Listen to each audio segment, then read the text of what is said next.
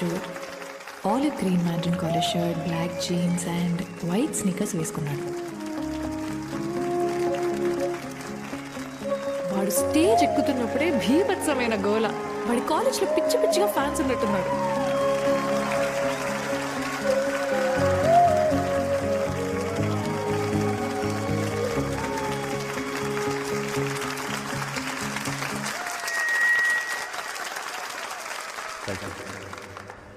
Stage మీద Prakash Raj voice లో మాట్లాడి స్టార్ట్ చేశాడు. ఆడిటోరియం దద్దరిల్లింది.